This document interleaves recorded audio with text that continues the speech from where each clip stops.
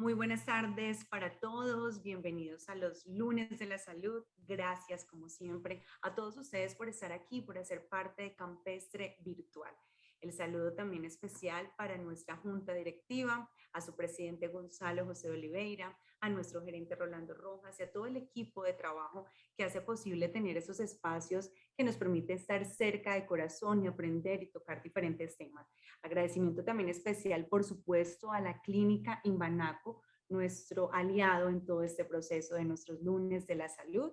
Hoy, como les veníamos diciendo a través de toda la publicidad que tuvimos, vamos a hablar de un tema muy, pero muy relevante y es síndrome post-COVID, ¿qué hacer? Y es importante mencionar todo lo que está pasando ahora, muchísimo más con esta nueva cepa, con todo lo que se está viviendo, que vuelve a generar esa ansiedad y todas esas situaciones a las personas, a todos nosotros. Y para esto hemos invitado a la doctora Marcela Rizo. Ella es psiquiatra del equipo psicolaboral de la clínica Imbanaco Grupo Quirón Salud, es médica psiquiatra de la Pontificia Universidad Católica de Argentina, con énfasis en psicoanálisis, y es psiquiatra de enlace en Clínica Nuestra Señora de los Remedios. También es psiquiatra de la Clínica de la Mujer, así que es importante tenerla a ella, una persona que tiene todo el conocimiento acerca de este tema, que nos va a poder ayudar a resolver las dudas que se van generando. Podemos escucharla con todos los temas que debemos hoy entender y aprender. Recuerden que el propósito de nuestra conferencia el día de hoy es identificar quiénes han sido los más perjudicados con toda esta situación de la pandemia, cuál es el impacto sobre su salud mental y qué podemos hacer para con ellos, o qué podemos hacer para poderles ayudar a superar toda esta situación. Antes de darle paso a la doctora Marcela, como siempre, les queremos recordar cuál es la dinámica que nosotros utilizamos aquí en Campestre Virtual en nuestros lunes de la salud, y es que vamos a escuchar la conferencia de la doctora, y una vez finalice en la parte ya para concluir, vamos a poder dar el espacio para las preguntas, y ustedes van a poder levantar la mano para habilitar micrófonos y cámara, o escribir al chat para que nosotros podamos leer la pregunta, o a través de la línea corporativa, que es de donde a ustedes les llega toda la información de nuestras conferencias, de nuestra programación de Campestre Virtual. Así que ustedes eligen cuál es la modalidad que prefieren para hacer sus preguntas, desarrollar sus interrogantes, y que la doctora nos pueda ayudar justamente a responder todas estas dudas. Doctora Marcela, muy buenas tardes, bienvenida a nuestros lunes de la salud. Es la primera vez que participa con nosotros, así que cálido saludo, bienvenida. Muy buenas tardes, Lorena. Buenas tardes para todos. Muchísimas gracias por la oportunidad de tener este espacio, de esta psicoeducación, ¿no?, tan importante en este momento. Siempre ha sido vital para mí poder compartir un poco de psicoeducación, de conocimiento para ayudarlos entre comunidad. Y bueno, gracias a ustedes por sacar este espacio y por estar conectados el día de hoy. Vamos a hablar un poco entonces, digamos, Lorena, principalmente qué población ha sido afectada con toda la situación de la pandemia, ¿sí? Y básicamente qué es un síndrome post-COVID, a qué nos estamos enfrentando, ya sea nosotros, familiares, conocidos, amigos que hayan sido diagnosticados por COVID y que puedan estar cursando por un síndrome post-COVID y que digan, bueno, ¿qué es esto? ¿De qué se trata? ¿Qué podemos hacer? ¿Cómo lo podemos manejar? Entonces, quiero es como brindar esos tipsitos, conceptos muy concretos que podamos aplicar en nosotros mismos y por qué no en nuestras casas, en nuestro trabajo, poder ayudarnos entre todos, que es lo ideal. Para que iniciemos con la conferencia y al final resolvamos las dudas que van surgiendo. Muchas gracias. Listo. Bueno, ahora sí, qué pena y la demora con varitas técnicas. Bueno, mucho gusto. Gracias, Lorena, por la presentación. Vamos entonces a hablar un poco del síndrome post-COVID en la salud mental. ¿Listo? Entonces, antes de explicar un poquito población vulnerable, qué se trata de este síndrome post-COVID, cómo podemos nosotros ayudar entre nosotros mismos, con nuestros familiares, conocidos, aplicarlo, ¿sí? Entonces, hablamos de que el síndrome post-COVID será la nueva pandemia, será, digamos, unas alteraciones emocionales, afectivas, mentales o comportamentales que nos vamos a enfrentar, ¿sí? Y es que, ¿qué pasa? Durante la pandemia del COVID-19 definitivamente las complicaciones que se han llevado a cabo no solo clínicas, sino a nivel afectivo, a nivel mental, pues digamos, ha llevado a cabo múltiples estudios que recién empezaron a salir. Estamos hablando de que los últimos han sido de julio o agosto de este año, abarcan y estudian diferentes comunidades que han estado expuestas y saber cuáles han sido como las principales complicaciones y qué pasa con el paciente una vez se recupera de ese cuadro agudo, ¿sí? ¿Qué pasa con qué síntomas, sobre todo a nivel de salud mental, nos estamos enfrentando? Entonces, definitivamente los efectos indirectos de la pandemia en salud mental pues son un motivo de creciente preocupación. ¿Listo? Entonces, ¿qué pasa con este síndrome post-COVID? Lo que muestran los estudios es que hay diferentes indicios de algunas, digamos, alteraciones cerebrales, eso lo llamamos nosotros como propiedades neurotrópicas, que llevan a diferentes cambios en nuestro cuerpo, en nuestro cerebro, y para que se presente ese cuadro post-COVID. ¿Listo? Entonces, ¿qué pasa? Lo que voy aquí a abarcar y quiero hacer énfasis es en las complicaciones psiquiátricas. ¿Listo? A nivel emocional, ¿qué han mostrado los estudios respecto al síndrome post-COVID? ¿Cómo nos estamos viendo afectados? Nosotros, ¿qué estamos viendo en los pacientes que han sido diagnosticados unos meses atrás con COVID? Y aparte de la sintomatología, todo lo clínico como tal, pues a nivel emocional, ¿qué me está llegando? ¿Qué estoy viendo yo, ya sean en urgencias? ¿Qué estoy viendo yo en el consultorio? ¿O qué estoy viendo, de hecho, con personas familiares que han tenido un diagnóstico y que ya no están en ese proceso de COVID agudo, sino que ya han pasado unos 2 o 3 meses? Entonces, bueno, antes de mostrarle un poco los estudios, quiero decirles es que qué ha pasado hasta ahora, qué ha pasado desde que inició la pandemia. Hemos encontrado que pues con la pandemia lo que es la ansiedad y la depresión, principalmente las patologías afectivas, digamos que más están ahorita más agudas y están llevando pues unos picos tremendos de recaídas en nuestra salud mental. Encontramos la ansiedad y la depresión. Y es que, ¿cuáles son estos factores de riesgo? No solo ahorita hablando de un cuadro post-COVID, sino desde que empezó toda la pandemia, ¿sí? Entonces hablamos que para aquellas personas que desde aquellas que no han tenido un antecedente de enfermedad mental, como aquellas que sí tienen un antecedente de enfermedad mental, el diagnóstico y cuando llega la pandemia, pues empieza una preocupación tremenda por el desenlace, por el estigma, me vacuno, no me vacuno, ¿qué hago? ¿Qué es esto? No entiendo qué es lo que está pasando. Y los que han sido diagnosticados, pues empiezan a tener como cierta forma, entre comillas, de memorias traumáticas de la enfermedad, ¿sí? Aquellos pacientes que han estado en una UCI, aquellos pacientes que han estado, que ese cuadro agudo los llevó pues a estar un tiempo de hospitalización, entonces empiezan esos recuerdos traumáticos de todo lo que pasó durante la etapa aguda, ¿sí? Hemos encontrado que definitivamente los pacientes que tienen antecedentes de enfermedad mental, ya sea depresión, ansiedad, estamos hablando de pacientes con trastornos afectivos bipolares, todas las enfermedades mentales pues que me abarcan como tal los diagnósticos por psiquiatría, pues la pandemia ha llevado a que tengan recaídas. Definitivamente es como si ustedes estuvieran como si colocáramos a estos pacientes en una montaña rusa, ¿sí? Y esa montaña rusa es como que tu parte emocional.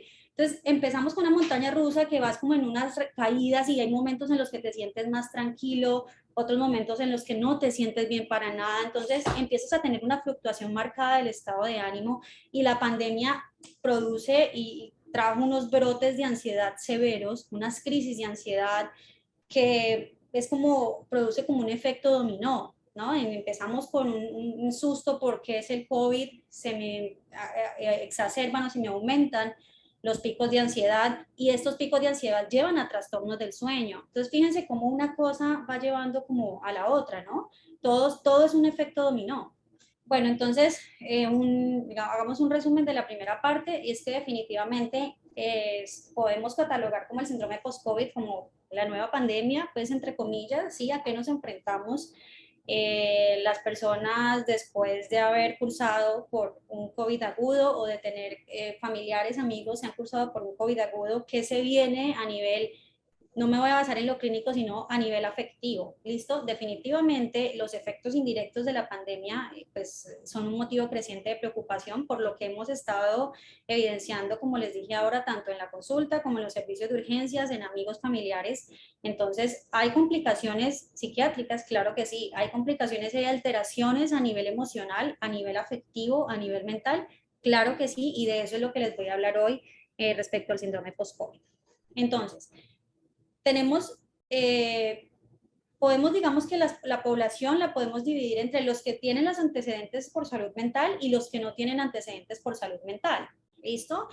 En las personas que tienen antecedentes de una enfermedad mental, como tal un diagnóstico, pues frente a la pandemia se han encontrado con recaídas, como les explicaba ahorita, es como si ustedes estuvieran en una montaña rusa afectiva y se montan en esa montaña rusa y empieza un sube y baja, y muchas personas te lo manifiestan así y te dicen, doctor, es que yo me siento unos días bien, otros no, trato de mejorar, pero no puedo. Entonces definitivamente hay un aislamiento porque obviamente con el miedo, estos picos ansiosos, esta rumiación del pensamiento de no puedo salir, ¿qué hago? Entonces tenemos una recaída marcada en los pacientes que ya tienen unos antecedentes de enfermedad mental, como tal, un diagnóstico. Y nos enfrentamos, por supuesto, durante todo este tiempo un factor de riesgo muy importante que es el riesgo socioeconómico, ¿sí? Estamos hablando de la inseguridad financiera, de la pérdida de empleo, del aumento del desempleo definitivamente es una de las principales causas, yo me atrevo a decir que está dentro de las primeras 3 causas de recaída de sintomatología afectiva, principalmente la depresiva, ¿sí? Y es cuando preguntas en el servicio de urgencias, por ejemplo, cuando me llega un paciente con una ideación de querer quitarse la vida, lo que nosotros llamamos una ideación suicida, pues tenemos dentro de las principales causas problemas laborales o problemas financieros, ¿listo? Entonces, estos factores de riesgo, vamos a enumerarlos nuevamente, vamos a encontrarnos con un COVID agudo, por cómo nos enfrentamos a ellos, los antecedentes de enfermedad mental, ¿sí? Si tengo ya un antecedente, tengo más riesgo de tener una recaída o de que ese impacto sea más fuerte en el síndrome post-COVID, y definitivamente el riesgo socioeconómico como las principales causas de la recaída principalmente en los cuadros depresivos. Entonces, otros de los factores de riesgo que quería mencionar para alteraciones afectivas, ¿sí? Ansiedad, depresión, nos encontramos frente al riesgo psicosocial. Entonces, ¿a qué nos enfrentamos? Una desconexión social, un aislamiento, muchos conocidos, muchas personas han pasado por duelos que empiezan pues a elaborar, dependiendo de la resiliencia, dependiendo de la introspección de cada uno, pues empiezan a elaborar duelos, pérdidas de seres queridos, de amigos. Entonces empezamos rupturas de relaciones, por ejemplo, también como uno de los principales desencadenantes frente a la recaída de depresión, frente a un episodio depresivo que te manifiestan ideas de no querer seguir viviendo, pues tenemos la ruptura de las relaciones sentimentales como uno de los principales causas. Y la vida online, digamos que tiene sus pros y sus contras. Por eso yo lo puse ahí como un factor de riesgo, porque si bien nos ha ayudado, por ejemplo, en este momento, esta oportunidad de poder llegar a donde ustedes, a sus casas, donde ustedes estén, para poder brindarles esta psicoeducación, pero para otras personas esa desconexión y estar totalmente, digamos, en casa sin tener como esa interacción, pues sigue siendo también un factor de riesgo. Entonces, si ponemos en una balanza, tenemos algo muy bueno, pero también algo que me puede llevar a una descompensación afectiva, el aislamiento. Definitivamente el ser humano necesita de la interacción. Entonces, ¿cuáles son los grupos más vulnerables? ¿Cuáles son los grupos que hemos notado que más han presentado este tipo de recaídas o que más están siendo afectados por la pandemia y ahora pues con el síndrome post-COVID?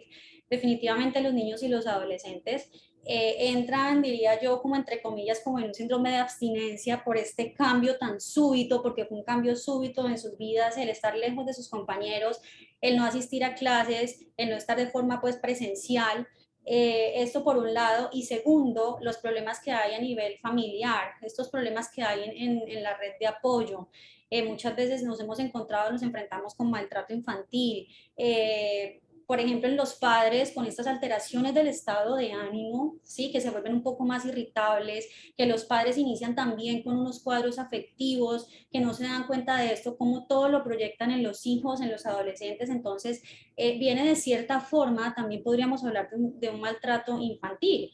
Y a esto le sumamos, si el padre está todo el tiempo en casa, por ejemplo, trabajando, pues con los hijos también en la virtualidad, se crea una atmósfera muy pesada en algunas ocasiones si no lo sabemos modular o manejar. Entonces empieza una irritabilidad, puede ser un episodio depresivo, porque yo siempre les digo, es que piensan que la depresión solamente es tristeza. Y ojo con eso porque la depresión también puede ser algo de irritabilidad, trastorno del sueño, sentimientos de minusvalía, de yo no valgo nada, alteraciones también en la conducta alimentaria. Entonces, pensamos que la depresión solo es tristeza y nos olvidamos de otra sintomatología importantísima para darnos cuenta de que un niño o un adolescente está empezando con un episodio depresivo. Otro grupo vulnerable son los ancianos, pues los pacientes de la tercera edad se lleva a cabo un aislamiento, digamos, las visitas de los seres queridos, pues de un momento a otro se terminan por este tipo de aislamiento estricto, entonces empiezan como empiezan a surgir una rumiación, unas ideas de soledad, ¿no? De que algunas personas dependen, de que no tienen un autocuidado, entonces dependen de otras terceras personas que tampoco pueden ir, y entonces viene lo mismo el efecto dominó que yo les contaba, ¿no? Y la tercera población más afectada, los trabajadores de la salud. Aquí hablamos de un miedo al contagio, hablamos de un estrés laboral, hablamos de lo que uno se expone al ver, digamos, todos estos cuadros a nivel familiar, a nivel del paciente, lo que debes comentarle al familiar de ese paciente que está en la unidad de cuidados intensivos, cómo lo vas a hacer, cómo informarle, ¿no? Entonces, todo esto se une en el trabajador de la salud y pues las horas extensas de trabajo, de que se contagien algunos compañeros, algunos colegas. Entonces, todo esto que encontramos como los grupos más vulnerables, niños y adolescentes, pacientes de la tercera edad y definitivamente trabajadores de la salud. Bueno, aquí ya me voy a meter un poquito en el síndrome post-COVID después de hablar de las poblaciones más vulnerables. Y es que lo que más nos han mostrado, digamos, los estudios, los últimos estudios, aquí hay un estudio que salió creo que en junio del 2021, y es que hay evidencia definitivamente ya acumulada de casi 2 años en el cual las características neurológicas y neuropsiquiátricas que presenta el SARS-CoV-2, ¿sí? ¿Qué fue lo que más encontramos? Como les digo, no me voy a basar en lo clínico, voy a hablar es de lo afectivo. Entonces, definitivamente en un 23%, los pacientes que se les se les hizo un seguimiento en el cuadro post-COVID, que son 3 meses después, ya les voy a hablar de esto bien a detalle, encontramos que predominaba alteraciones afectivas como la depresión, primero, seguido por ansiedad, ¿sí? Entonces, depresión, ansiedad como principales alteraciones afectivas en complicaciones post-COVID, ¿sí? Y aquí hablo, y les puse en negritas, de un estado mental alterado. ¿Por qué hablo del estado mental alterado? Es lo que nosotros llamamos, o no sé si ustedes han escuchado, un cuadro de un delirium, con M a lo último, no es lo mismo que delirio, es un delirium, que es un estado que inicia súbitamente una alteración mental y comportamental, ¿sí? En pacientes que están hospitalizados, tienen más riesgo los pacientes que son de 65 años en adelante, pero empiezan unas alteraciones del comportamiento, unas alteraciones cognitivas, dado por la misma inflamación, todo el proceso de la infección, y estas alteraciones mentales y comportamentales pueden llegar a persistir incluso meses después de ya darle el manejo de como tal agudo y de estar en casa. Ya voy a ir a esa parte. Entonces, ¿qué evidenciamos durante la hospitalización? ¿Listo? Como Lorena comentaba ahora, yo hago psiquiatría de enlace y la psiquiatría de enlace es la alteración mental y comportamental en pacientes que están en una clínica normal, no en una clínica, no en una unidad de salud mental. Entonces, ¿qué evidencié o qué se evidenció junto a los estudios que es lo que más acusa al paciente que está sufriendo o que manifiesta, qué cambios emocionales presenta? Entonces, primero tenemos los trastornos del sueño. Definitivamente el insomnio es como el abrebocas o es la puerta que se abre para muchas otras alteraciones afectivas, ¿sí? La ansiedad, como les dije ahorita, la depresión, alteraciones de memoria y confusión. Recuerden, durante el COVID agudo, aquí estamos hablando, y fíjense dónde está la parte de hospitalizados en UCI, el delirium, lo que les explicaba ahorita, no es lo mismo que el delirio, ¿sí? El delirium, les explico y les recuerdo, son alteraciones súbitas de la mente y el comportamiento en pacientes, se puede dar en cualquier paciente hospitalizado, pero en UCI hemos notado mucho que el paciente con un diagnóstico de SARS-CoV-2 cuando está bajo sedación, bajo pseudoanalgesia, paciente que está intubado, estos pacientes hacen unos episodios, nosotros los llamamos de agitación, y hacen unos episodios en una inquietud motora, psicomotora tremenda, que requiere manejo por parte de psiquiatría de enlace con medicamentos para controlar esas agitaciones y para poder destetar, ¿sí? O extubar el paciente y que salga de la UCI, ¿sí? Entonces, encontramos un 65% de delirium, que eso es alto para pacientes con SARS-CoV-2, y al egreso notamos pues que de los pacientes que se hicieron el estudio, el 76% lograron retornar a su trabajo, pero el 33% presentaban un síndrome disejecutivo. ¿Y qué es esto? Pues alteraciones cognitivas, más alteraciones comportamentales. Si es una alteración ahí del lóbulo frontal, algunas alteraciones del comportamiento importantes, y fíjense que más del 30% que lo presenten, pues es una cifra significativa.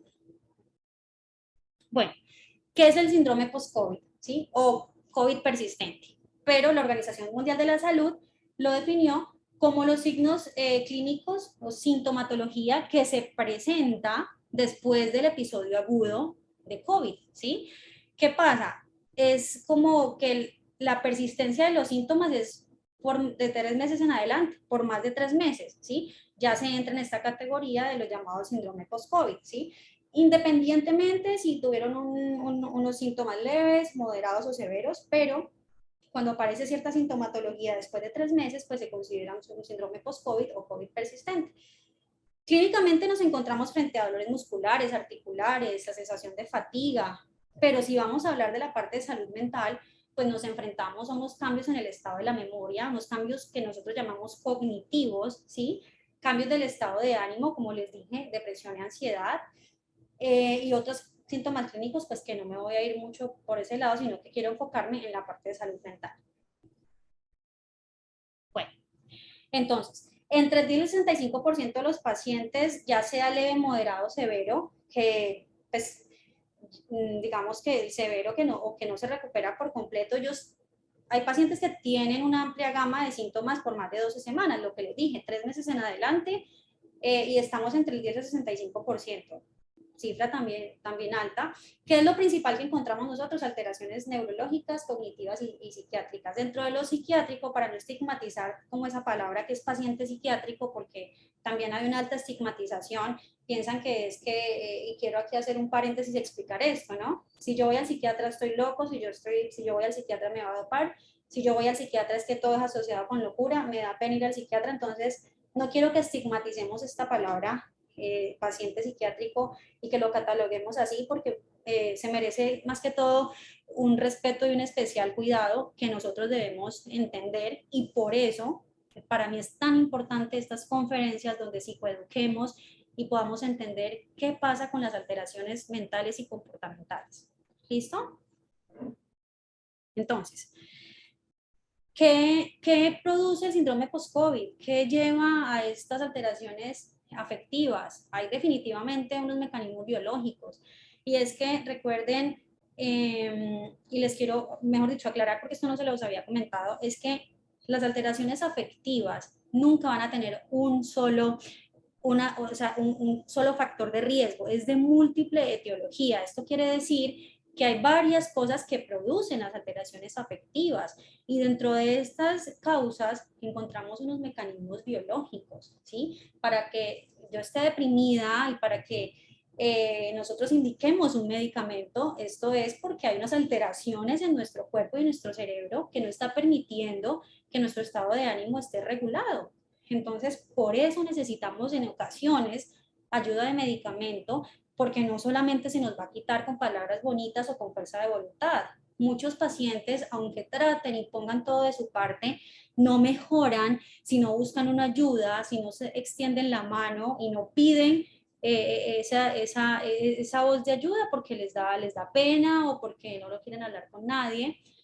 Entonces, es entender que las alteraciones afectivas, mentales y o comportamentales tienen un origen biológico que muchas veces se nos escapa de las manos. Por eso, hay veces necesitamos manejo farmacológico, ¿sí? Y no es con la intención de dopar, no es con la intención de de que sean dependientes, no hay que quitar muchos estigmas, y por eso cuando usted decida asistir al psiquiatra, es su psiquiatra quien le va a explicar por qué necesita el medicamento y cuál es el objetivo con el tratamiento, ¿sí? Antes de estigmatizar la medicación.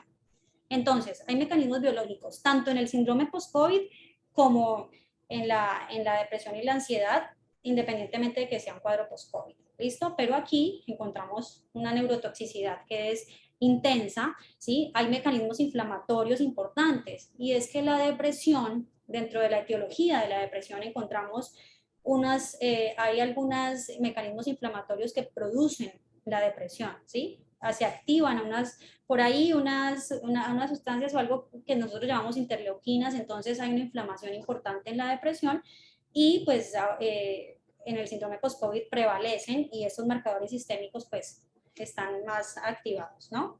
Es como algún colega a quien quiero y respeto mucho, le escuché una vez, me dijo, es que en realidad la depresión es como una gripa sin mocos y es que es real. Usted se siente tan mal que la inflamación también lleva a eso, se siente mal que usted no quiere hacer nada. Y esa es la depresión, ahorita les voy a explicar un poquito la sintomatología.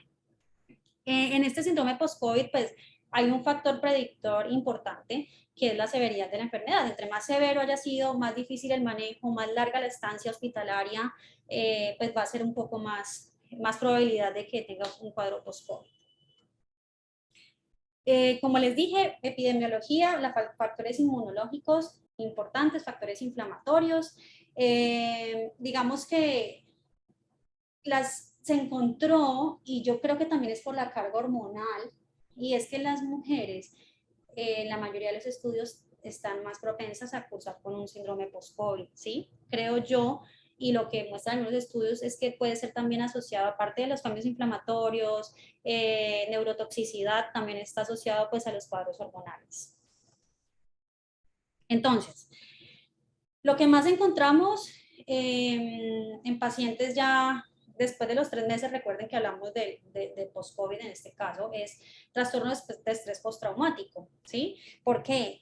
El trastorno de estrés postraumático lo definimos como, o se presenta después del mes de que has estado expuesto, tu vida ya se ha estado expuesto a algún peligro o en algún momento has sufrido, pues digamos, algo en el que está en riesgo tu integridad física y o psicológica, y después del mes que prevalecen como estos miedos, unos despertares como pesadillas, recuerdos, que nosotros los llamamos unos flashbacks, que son como que todo el tiempo te llegan los recuerdos de lo que pasó, entonces de que estuviste hospitalizado, todos estos recuerdos, pues esto lleva a un trastorno por estrés postraumático, y en primer lugar, pues fue lo que más evidenciamos con un 32%, seguido de la fatiga, alteraciones de memoria, y pues ansiedad, depresión e insomnio. No hay mucha diferencia entre las últimas tres, en realidad de 12 a 14%, pero es porque siempre van de la mano, siempre no, en la mayoría van de la mano.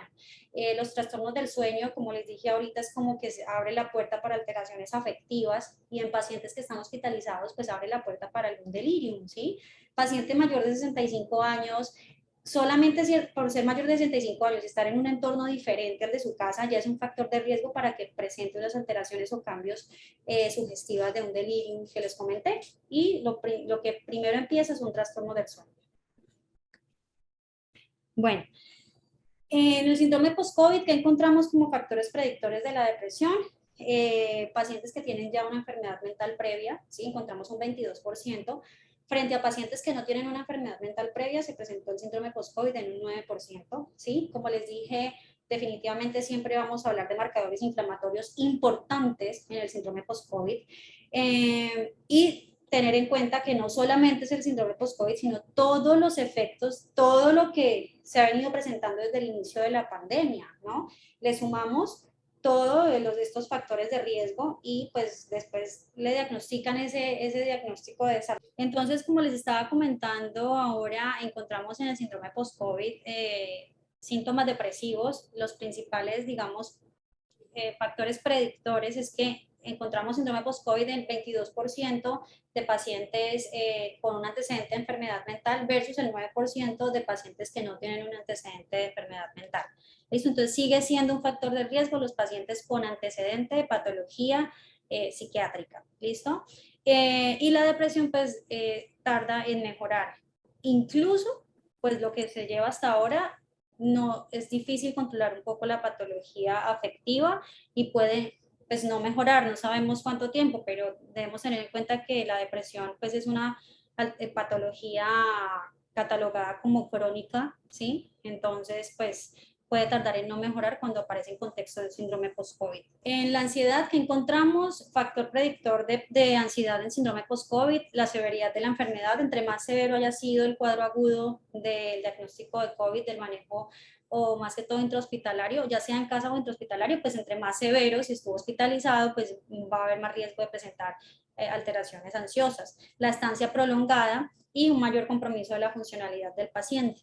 En la ansiedad, comparado con la depresión, encontramos que en el síndrome post-COVID la ansiedad tiende a mejorar entre 1 a 3 meses. O sea, como lo más agudo se logra un control un poco, digamos, mejor frente a la depresión, ¿sí? Y dentro de todos los cuadros de ansiedad se desarrollaron síntomas obsesivo-compulsivos en el 20% de los pacientes, pero pues tienden a mejorar casi a los 3 meses, ¿no? Como les explicaba ahorita, el trastorno de estrés postraumático, factor predictor, definitivamente pacientes que han estado en unidad de cuidados intensivos, todos estos flashbacks ocasionales, estos pues, recuerdos de lo que se vivió, algunos no lo recuerdan por la misma pseudoanalgesia, pero entonces es un factor importante para estrés postraumático.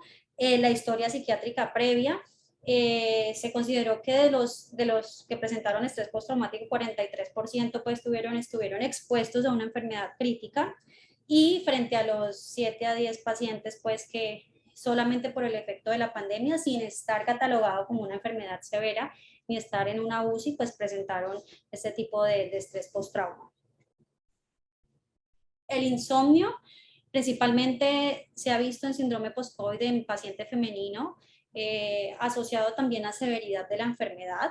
En los pacientes, ya sea en cuadro agudo o post-COVID, se presentan 85% de disturbios en el sueño, ¿sí? Tiende a mejorar, sí, tiende a mejorar. En la mayoría de los pacientes requieren una ayudita farmacológica para poder controlar esos trastornos del sueño, ya sea insomnio pues para conciliar el sueño o para mantener el sueño. Y también pues hay un efecto indirecto de la pandemia. Definitivamente muchos pacientes que no han estado, que no han requerido un manejo intrahospitalario, pues han tenido una alteración del sueño significativa. Y el déficit cognitivo, lo que les hablaba ahorita del delirio, ¿sí?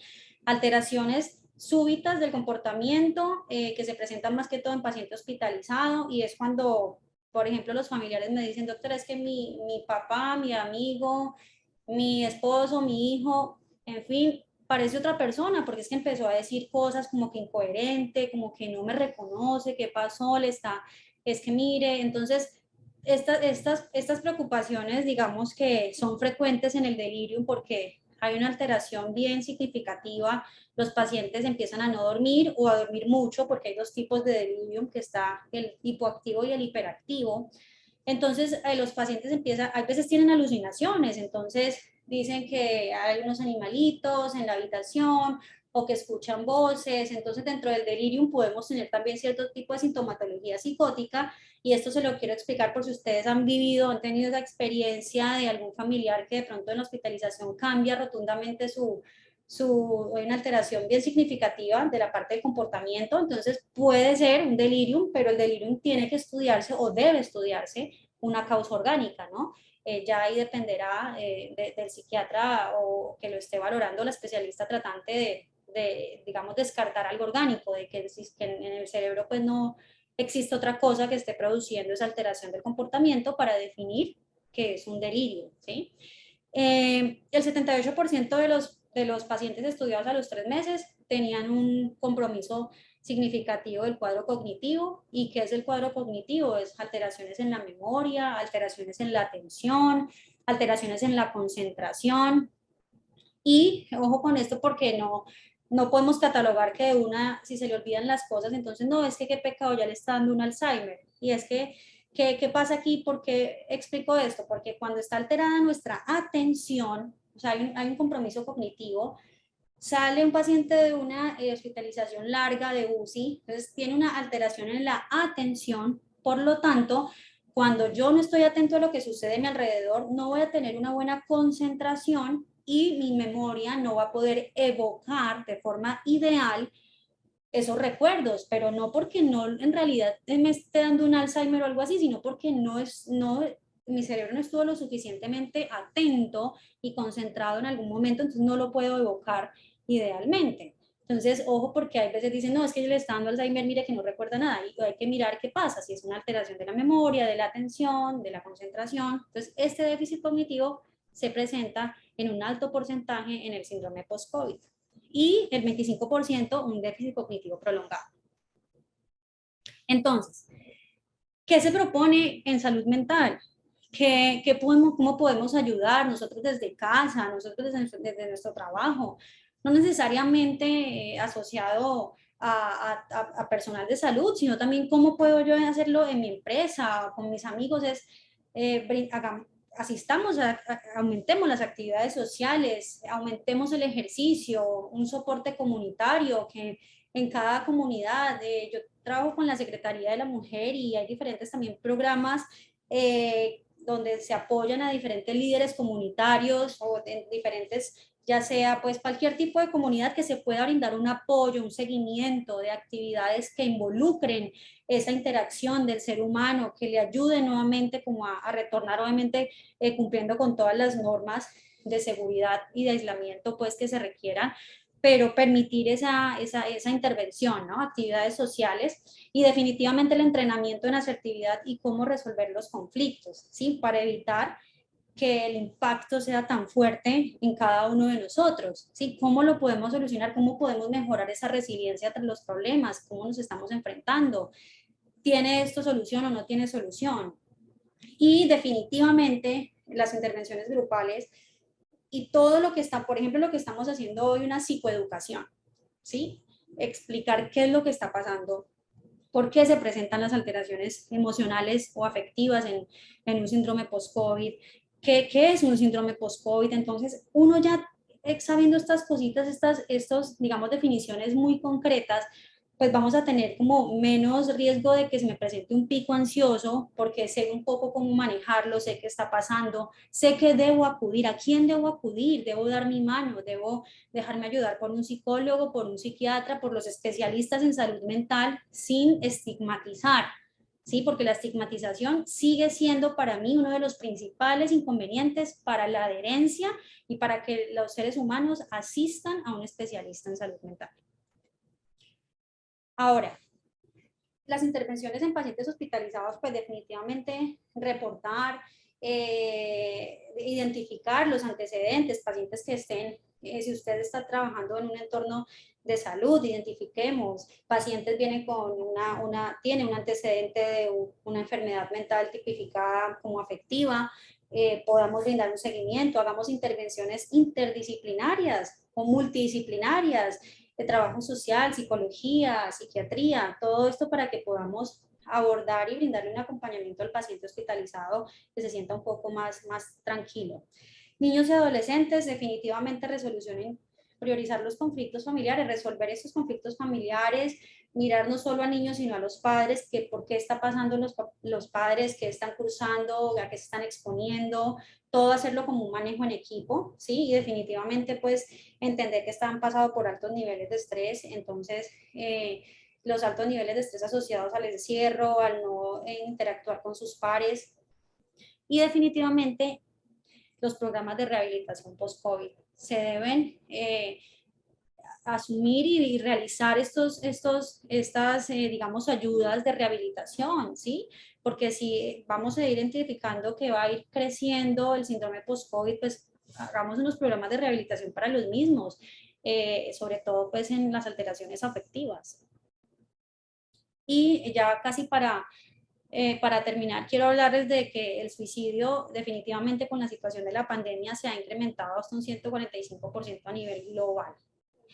Yo les estoy hablando de que podemos tener 1 a 2 intentos de suicidio, de hecho, semanal en uno de los servicios de urgencias. ¿Sí? Estamos hablando en un servicio de urgencias de todos los que hay en la ciudad. La pandemia ha incrementado la ideación de suicidio en un 10% y los intentos de suicidio casi en un 10%. La ideación suicida es como como una bolita de nieve que se va cayendo, va aumentando, aumentando hasta que se forma una avalancha y todo viene como efecto dominó, no olviden eso. Entonces empieza, por ejemplo, el contexto de la pandemia, se aumentan la ansiedad, la depresión lleva a ideas de minusvalía, a ideas de muerte, ideas de querer morirse, que no es lo mismo que una ideación de suicidio donde esta persona estructura o tiene un plan de cómo atentar contra su vida. Entonces todo tiene un efecto, todo lleva uno al otro. El tiempo depende de la persona, del paciente a que estamos expuestos. Y se ha incrementado más que todo en jóvenes y mujeres, siendo la tercera causa de muerte a nivel mundial en pacientes entre los 3 y los 24 años, el suicidio es la tercera causa de muerte. Y las mujeres tenemos más riesgo y yo me atrevería a decir que aparte de todo lo que les comenté de los mecanismos inflamatorios, neurotoxicidad, hablamos también de cambios de hormonales importantes y de muchos papeles que desarrolla la mujer en la sociedad, entonces que se siente pues como más expuesta, más vulnerable y se ha aumentado pues en este grupo. Recomendaciones, como les dije, siempre va a ser psicoeducar, trabajemos con varias especialidades, trabajemos, démonos la mano, miremos cómo podemos nosotros, no solo a nivel de salud, sino en nuestras empresas, de poder brindar un apoyo, un soporte a nivel emocional a las personas que han pasado, que han estado expuestas a un diagnóstico de COVID, ya sea leve, moderado, severo, pero preguntarle, hacerle un seguimiento psicológico, emocional, cómo está, cómo se siente, qué cambios ha tenido, ¿sí? Y para ir a definir si está ingresando en un síndrome post-COVID o no. Para optimizar los tratamientos, pues enfocarse en los factores asociados con la pobre salud mental. Recuerden de disminuir el estigma, de dejarse ayudar, de asistir cuando en realidad quieran ser escuchados, que no, hay veces no desean usted hablar ni con su familiar, ni con su mejor amigo, sino tener un punto de vista objetivo de la situación. Acuda donde un especialista en salud mental para que pueda ayudarle y decirle y cómo encaminar esta situación. Muchas gracias y recuerden que ahora no solamente lo que pasó, todo lo que está ocurriendo, lo que pasó con la pandemia, lo que estamos viviendo, el síndrome post-COVID, que estamos viendo cada vez más estudios y cada vez más sintomatología importante, sino también con esta nueva cepa que nos espera y es que ojalá y que no sea como una nueva recaída en esa montaña rusa que yo les estoy hablando, de que logremos controlar un poco esos picos ansiosos que pueden generar esas expectativas o eso de no saber qué va a pasar, nos vamos a aislar otra vez, ¿qué pasa? Vamos a volver a estar en casa, estamos retornando y estamos, digamos, como recuperando un poco lo que es interactuar nuevamente. Entonces, con esta nueva cepa, pues lo que espero es poder de pronto brindar un poco de herramientas mediante esta psicoeducación para que ustedes puedan, digamos, autocontrolarse y no dejar que la ansiedad y la depresión los controlen a ustedes. Doctora Marcela, muchísimas gracias, muy interesante, muy positivo escuchar todo esto también porque muchas veces, como usted lo decía al final de la conferencia, no es muy fácil para las personas que podamos asumir que necesitamos ayuda, que debemos de acudir ya a un especialista, una persona que realmente nos pueda orientar en cómo solucionar estas situaciones. Entonces le agradecemos muchísimo todo este tiempo, la presentación, toda la información. Por aquí nos dejaron también un mensaje. Excelente presentación, muy enriquecedora, gran profesional, felicitaciones. Así que agradecerle. Y justamente una de las preguntas tiene que ver con eso que le acabo de decir. ¿En qué momento saber que requiero ese acompañamiento ya profesional? Puedo vivir la situación y decir, bueno, esto es de manejo, se me pasarán unos días, pero ¿en qué momento uno decidir, bueno, ya requiero es una ayuda profesional diferente?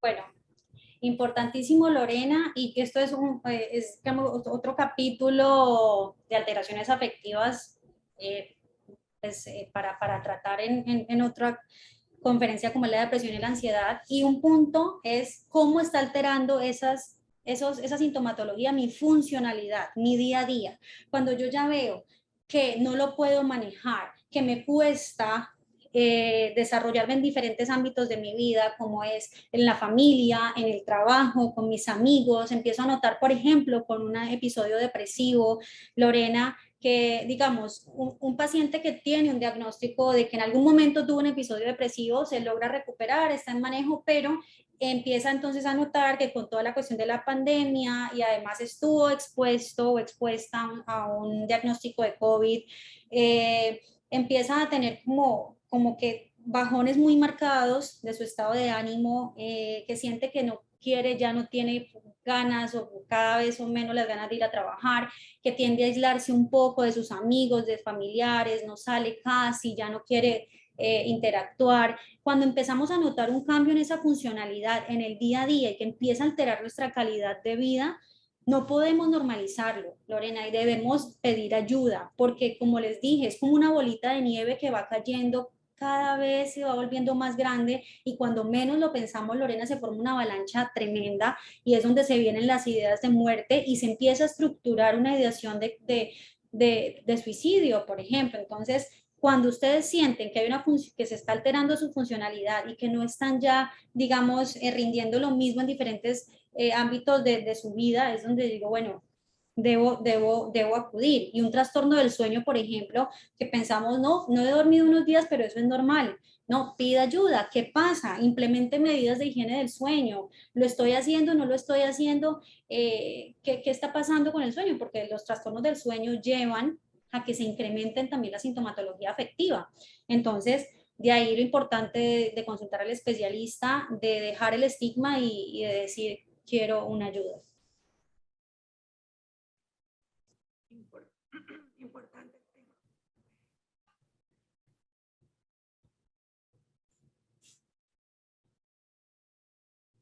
A ver si alguien tiene por ahí.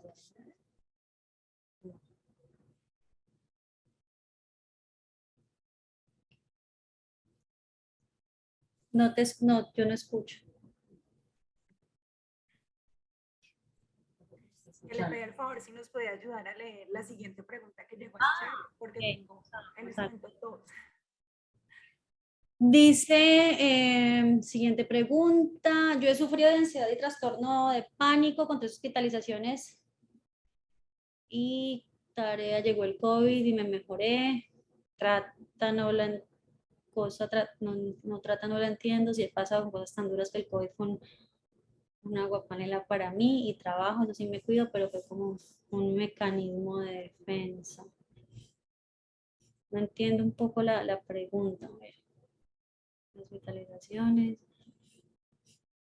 me pasan cosas tan duras que el COVID. O sea, has tenido ya entonces, aquí nos cuentan, María Eugenia, que ha tenido ya antecedentes de alteraciones, pues de como tal del ánimo, ansiedad, depresión, 3 hospitalizaciones, estuvo con un diagnóstico, fue diagnosticada de COVID, se mejoró y esto, según lo que entiendo, es que fue un poco más tenue, por decirlo así, su diagnóstico de COVID que la misma alteración afectiva.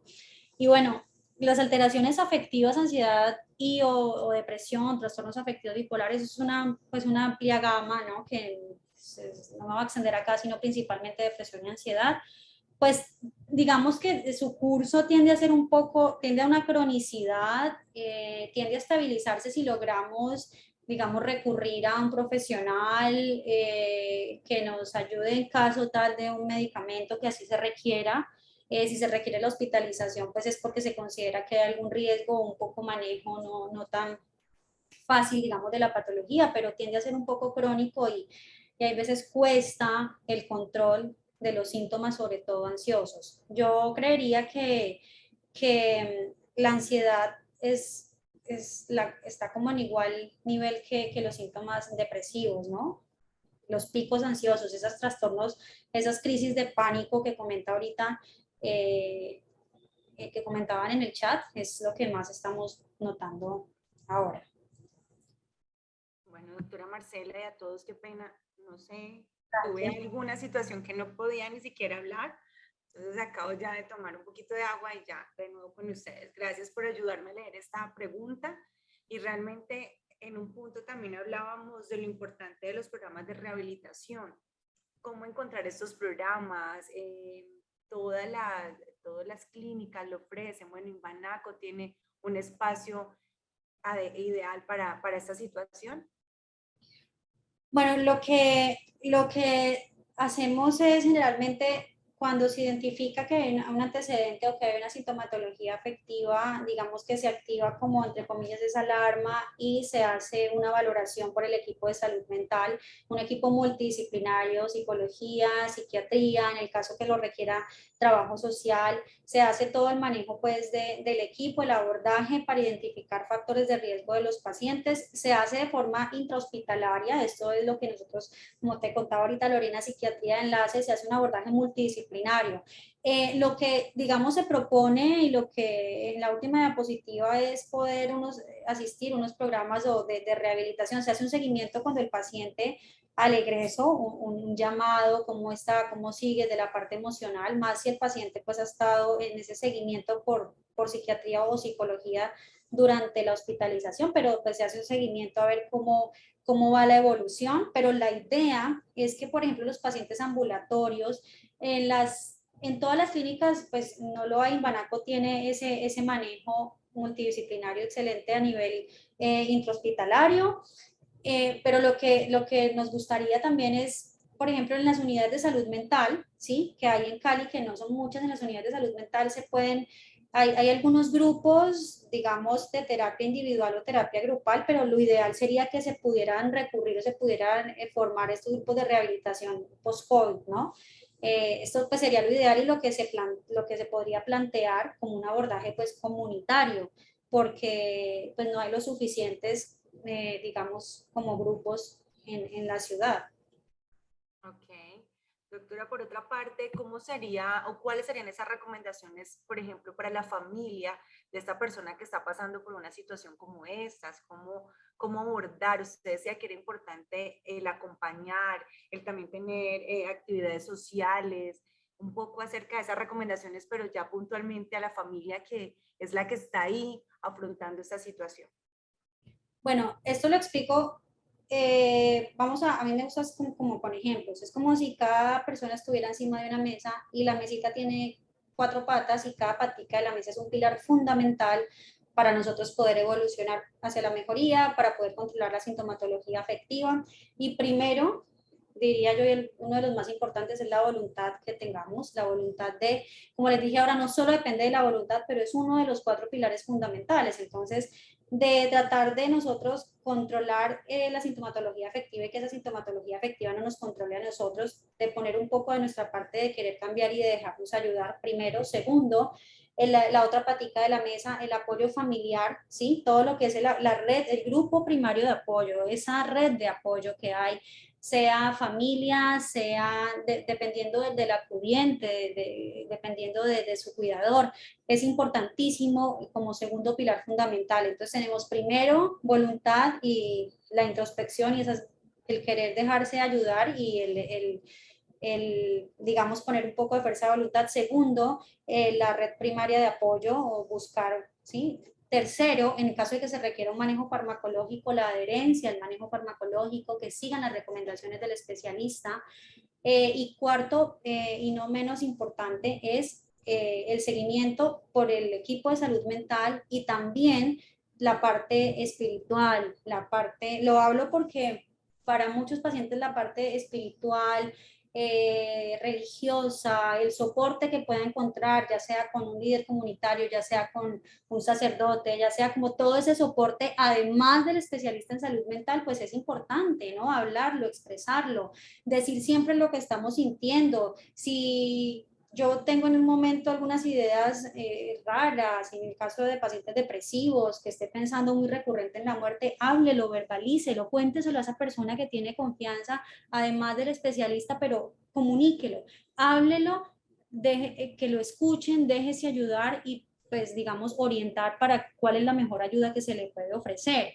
Y definitivamente, Lorena, la interacción y el estar pues el frente a frente con las demás personas, obviamente respetando todas las normas pues de bioseguridad, pero eso pues hace falta y no es lo mismo cuando tenemos la interacción, tenemos una persona al frente, hablamos, que hacerlo pues de forma telefónica. ¿Hay practicidad? Sí, pero definitivamente la interacción pues hace falta, nosotros como seres humanos lo necesitamos. Entonces lo que yo invito es cómo controlarlo, de que primero pida ayuda cuando lo crea necesario, verbalícelo, háblelo, busque un especialista en salud mental, y si de pronto por ahí tiene un poquito de estigma, le da pena o no quiere, háblelo con una persona de confianza, con un familiar, busque, si usted es una persona muy religiosa, entonces busque, no sé, al sacerdote de la cuadra, del barrio, al líder comunitario, ¿sí? Pero lo importante siempre es expresar y verbalizar lo que estamos sintiendo para que nosotros podamos brindar pautas y que ustedes manejen esa sintomatología afectiva y no que ellos lo manejen a ustedes. Y era importante mencionar justamente esto porque es no solo la persona, sino su núcleo, su primario, como lo decimos, esa fuerza de voluntad también de querer buscar ayuda, bueno, tantas cosas que nos ha compartido en esta importante conferencia. Por aquí la señora María Eugenia nos aclara un poco acerca del texto que nos había enviado hace un rato y dice, yo no tuve COVID, no he tenido, sino que lo raro fue que cuando llegó el COVID lo pude manejar con pura terapia conductiva conductual porque te pone a enfrentar y mejoré el trastorno de pánico, ansiedad y depresión que tenía. Mejor dicho, el COVID para mí no ha sido causa de recaída. Creo que pasé por cosas tan duras que sí o sí aprendí a aceptar lo que venga y ya no tomo medicamentos. Y habla de lo importante que es la parte espiritual, como lo venía diciendo la doctora Marcela, es también en lo que se crea poder buscar ese apoyo espiritual tan importante. Y perfecto por María Eugenia, me alegra que hayas logrado con esta terapia cognitivo-conductual. Es un tipo de psicoterapia que también la brinda psicología, también la brinda psiquiatría, y que es un muy buen tipo de terapia, sobre todo para trastornos de ansiedad, para enfrentarse, digamos, un poco más a la exposición, en este caso de la pandemia, pues exponer la exposición al virus, y en muchos pacientes da muy buenos resultados, como pasó con María Eugenia, y logró controlar esa rumiación del pensamiento que todo el tiempo estaba ahí. Entonces, ¿qué pasó? Los pensamientos no la controlaban a ella, sino que ella decidió también controlar un poco sus pensamientos, y eso depende también de muchos mecanismos biológicos, como tal de María Eugenia, de su introspección, de la capacidad que tiene para enfrentarlos. No todos los seres humanos lo enfrentan o lo asimilan o lo hacen igual, ¿sí? Muy afortunada que pudo manejarlo y que con la terapia cognitivo-conductual lo logró hacer. Pero sí, la terapia cognitivo-conductual, Lorena, también es un manejo de un especialista en salud mental. Entonces ahí es donde digo que siempre es importante hacer ese filtro, ¿no? De vayan de un psiquiatra, no quiere decir que si usted va a ir donde un psiquiatra, entonces que está loco y lo va a llenar de pepas, pues como dicen por ahí, no es así. ¿Sí? Entonces no es esa la forma de pensarlo ni de estigmatizarlo. Nosotros manejamos desde un trastorno del sueño, terapias de duelo, diferentes tipos de psicoterapias, como pasó con María Eugenia. Entonces, pues esa es la invitación, a que asistan para que filtren y puedan definir cuál es el mejor manejo, dependiendo pues de la patología.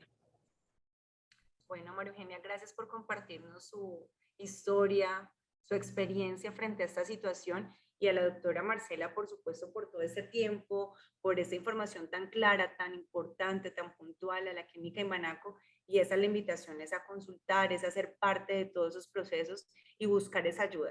Eso es lo que queremos hoy compartir, además de toda la información que ya pudieron ustedes escuchar.